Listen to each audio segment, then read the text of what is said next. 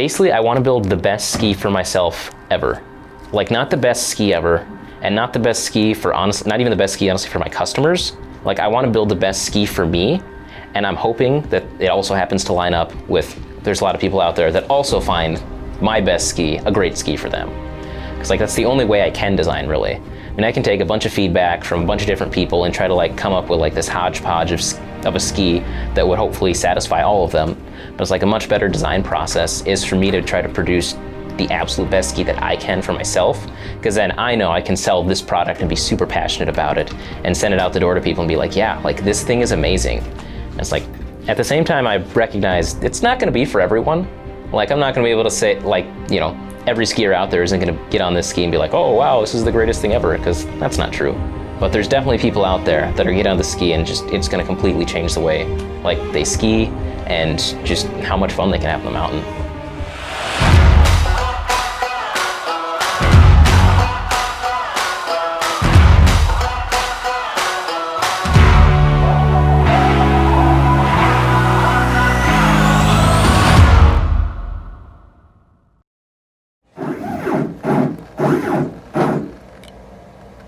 Am I okay to get close? Yeah. Okay. Just don't stick your hands in any of the gears. Okay. Well, my hands are kind of pretty preoccupied, thankfully.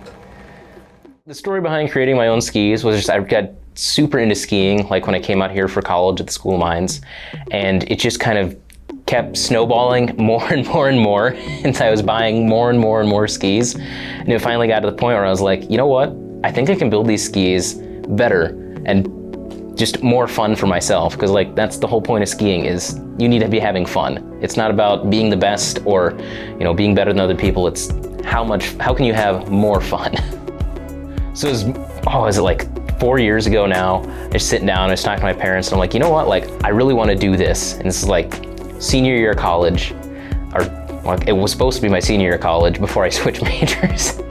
So junior-ish year of college, and I talked to my mom and dad and I was like, yeah, I think let's buy a ski press, let's buy all these tools and materials, and let's just go for it. And like all I knew about this was I've been reading internet forums all the time about ski building. Like every waking minute of the day I was either, you know, sitting there like trying to find more ski manufacturing videos for how they're made, or trying to find more like just forums about, you know, here's how you bend edges, here's how you cut the base sheet, here's how you design the ski, here's how you design the flex profile, and just accumulating all this knowledge. And finally kind of got to the breaking point and I was like, all right, let's go full send on this thing.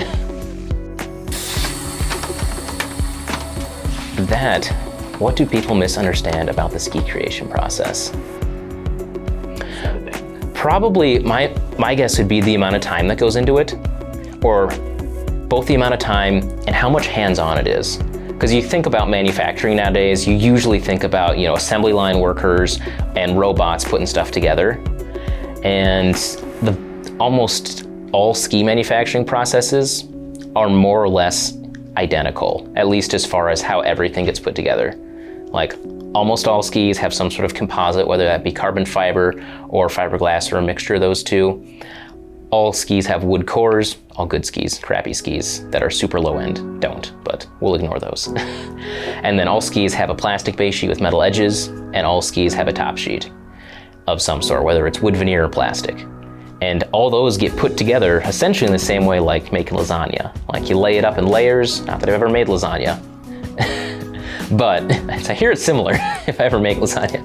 But you lay it up in layers and you put it in a press, and it's all held together by epoxy. You take it out of the press, you cut it out, you tune it, and it's out the door. And it's all hands-on from start to finish. You'll have some machines do the lifting, like CNC machine here behind me.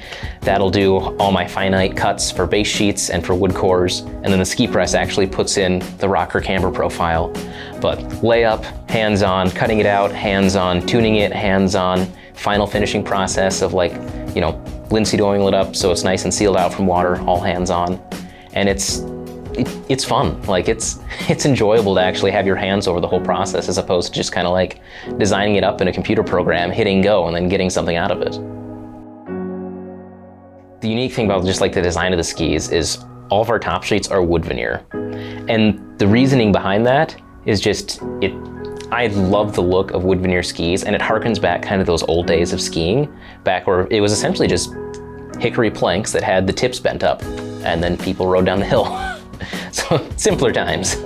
But I went with the wood veneers because I can source it locally and it looks super nice. In addition to that, putting custom graphics on it is like a breeze.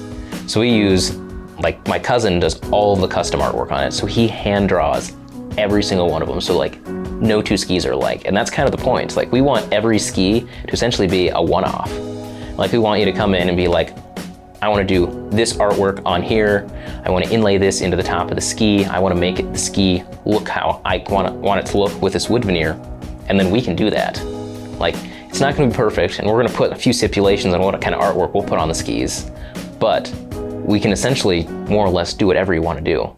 What is like the relationship between you and FullSend Skis in terms of your like position? I guess I'm the intern. All right, yeah, that's a cut. I started out drawing in high school because I was in a basic drawing class, and there was a competition that my teacher entered me in, and I did that, and I only ended up making like $10 off of a drawing, and it was a drawing of Sylvan Lake, and everybody really liked it. So like Doug saw it and he thought it was cool, so from there I started drawing on skis, and here I am. When I first started, I hated it. Like, I didn't like drawing. It was annoying and tedious, but I've learned more to like it, like as a process where when you have a complete like drawing, you feel like accomplished and happy that you did something. I don't think I'd do drawing as much if it wasn't on a pair of skis, probably, if I'm being honest. I wouldn't be drawing anything really.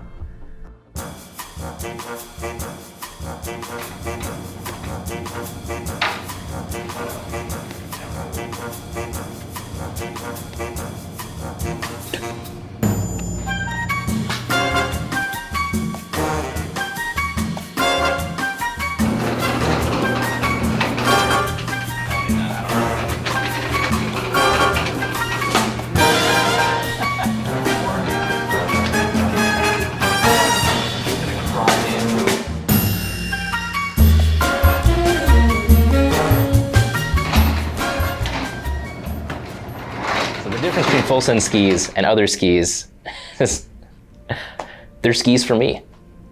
They're not skis for the consumer. I'm designing the best ski for me. And I'm just hoping that there's going to be enough people out there, enough skiers that are like, I like this ski. I like how it rides. Because I mean, that way, all the passion, all the love, everything that I'm pouring into like that ski is because I want it to be the best thing that I just love to ride. And I just want someone else to get on that and feel that exact same way. And just be like, not only is this ski just an absolute breeze to run, but it's opened up so many new doors and avenues in like how I approach skiing.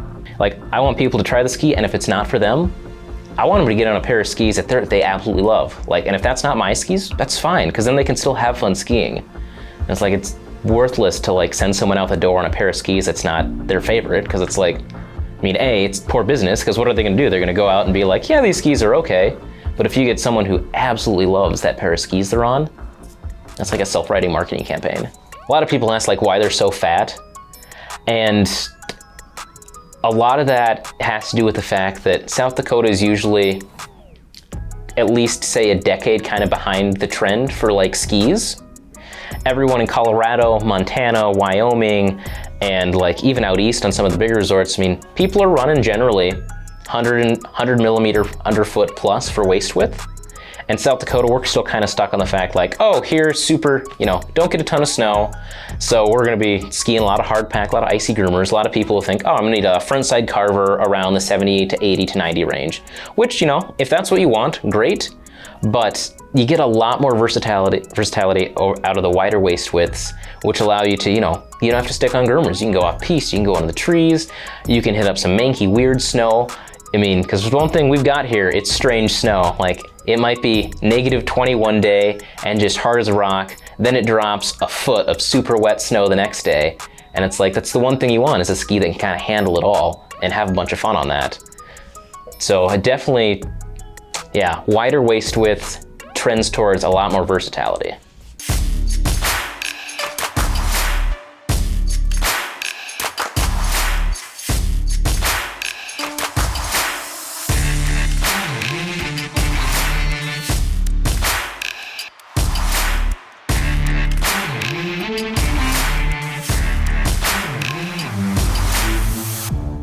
Future for FullSend Ski Company. More skis and better skis. So basically I'm gonna keep trying to make an even better ski for myself, because I know it's like, I'll get to a point where like, I really like this ski, but I'm always sitting there like tinkering with it, regardless, like almost to a fault, because I really need to like work on staggering my tinkering more, as opposed to like building a pair of skis, riding on it for like 30 days, then sitting there being like, I got a good feel for it. All right, now how can I make this even better? And so I'm always like either scheming or seeing like what little tweaks I can make to it and just keep kind of the improvement process moving forward.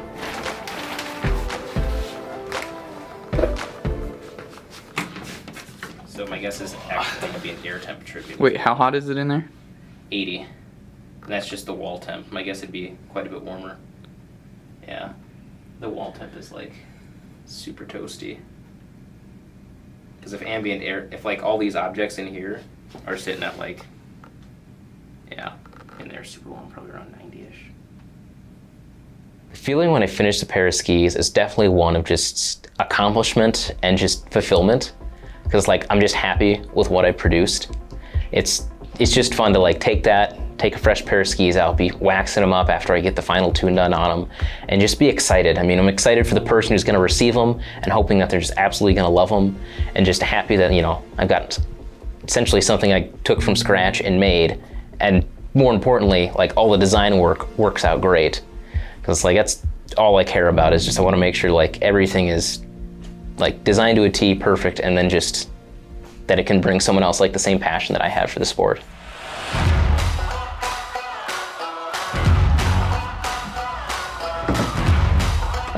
Everyone who's bought a pair of skis hasn't died of COVID.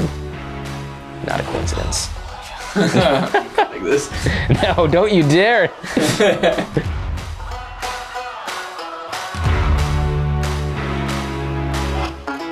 I am Doug Bachand. What do you do? What do I do? Well, basically,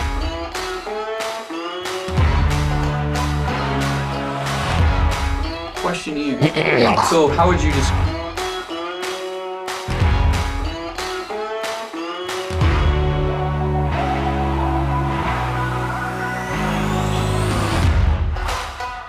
thank you 605 Media, literally the best. No one who's had a video done by them has caught COVID. I've got Probably. this out.